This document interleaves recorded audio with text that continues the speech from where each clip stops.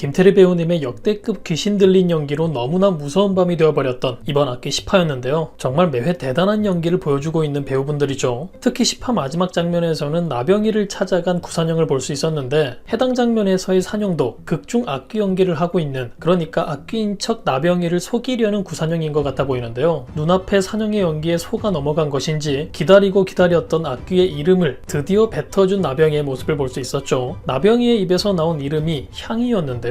그 이름을 듣고 나병이를 바라보는 산형의 모습과 함께 끝이 난 10화였습니다. 그런데 해당 장면을 보면서 조금 이상한 느낌이 들어서 여러 번 장면을 돌려보다 보니 눈에 띄는 부분 하나를 볼 수 있었는데요. 마지막 장면으로 다시 돌아와 산형이 테이블에 있는 무언가를 먹는 장면을 보면 이후 잠깐 사이에 굉장히 많은 의심스러운 컷들이 등장한다는 사실을 알 수 있습니다. 먼저 산형이 앙금이 들어있는 떡같은 음식을 한 입 먹고 나면 그 모습을 심각하게 바라보는 나병이의 컷으로 이어집니다. 해당 반응이 내일 악귀의 이름을 알기 위해 해상이 찾아올 거란 말에 대한 반응일 수도 있어 보이지만 이후 이어지는 컷들을 보고 다시 보면 산형이 먹은 음식 때문에 뭔가를 알아챈 나병이의 모습 같아 보이기도 한데요. 아마도 앙금을 먹은 해당 행동을 통해 산형이 연기를 하고 있다는 사실을 알게 되었을 나병이지 않았을까 싶습니다. 일단 영상에서 볼 수 있었던 앙금이 흰색이라 귀신들이 싫어하는 팥일 수도 있을까 찾아보니 흰 강낭콩으로 만든 앙금들이 많았지만 팥으로 만든 흰 앙금도 금방 찾아볼 수 있었습니다. 때문에 해당 장면에서 나병이가 눈치를 챘을 거다라는 걸 생각하고 다음 장면들을 살펴보면 심각한 표정의 나병이 장면 이후 곧바로 떡을 쥐고 뒤돌아 앉은 산형의 모습을 비춰주는데요. 해당 컷에서는 산형이 아니라 한입 베어 물어 앙금 부분이 드러난 떡에 포커스를 맞춘 장면을 볼 수 있습니다. 그 부분만 흐릿하지 않고 또렷이 나왔다는 말인데요. 거기다 제대로 떡밥이라는 걸 보여주기 위함인지 앙금 부분이 잘 보일 수 있게 떡을 이리저리 돌리는 산형의 모습을 볼 수 있어서 연출이 의도한 장면이 아닐까 싶고, 이후 자리에서 일어나며 떡을 테이블 위에 다시 던져놓는데 굳이 산형이 아닌 접시에 떨어진 떡을 다시 한번 또 잡아줍니다. 여기서부터는 뭐 대놓고 시청자들에게 알려주고 있는 건가 싶은 생각이 들었고, 이후 처음으로 내뱉은 나병이의 대사가 해상이도 죽일 거니 였는데요. 아마 이 말도 산형을 테스트하는 질문이 아니었을까 싶습니다. 이후 그러면 안 되냐는 산형의 대답이 악귀가 아닐 수도 있겠다는 생각에 확신을 주게 된 건지 반대로 산형을 속이려는 나병이가 된 것 같은데요. 곧바로 남편의 자식까지 죽였는데 손주라고 안 될까 라며 어떻게 보면 모든 사실을 드러내는 나병이의 모습을 볼 수 있었죠. 이렇게 충격적인 사실을 털어놓아 자신이 완벽히 속았다는 확신을 준 다음 곧바로 이어진 나병이의 장면이 네가 살면 나도 산다, 그 약속 지킬게 향이야 였던 건데요. 상황을 이렇게 만들어 놓고 잘못된 이름을 알려줘서 과거와 같은 상황을 만들려는, 악귀를 찾고 있는 이들을 위험하게 만들려는 나병이의 계획이 아니었을까 싶어 보이기도 했다는 건데요. 그럴 수도 있겠구나 싶은 생각이 드신다면 다시 보기를 통해 해당 마지막 장면을 다시 한번 보신다면 좋을 것 같습니다. 그런데 또 바로 그 이후 고개를 돌려 나병이를 바라보는 산형의 모습을 보면 바로 이어질 장면에서는 그거 내 이름 아닌데? 라며 사실 진짜 악귀였다는 반전이 있을 것 같아 보이기도 하는데요. 과연 마지막을 앞둔 한 주 뒤 어떤 결말을 보게 될지 너무나 기대가 되네요. 여러분들의 의견은 어떠신가요? 드디어 나병이와 마주한 구산형, 과연 다음 주 우리는 어떤 결말과 마주하게 될까요? 그럼 저는 다음 영상에서 뵙겠습니다.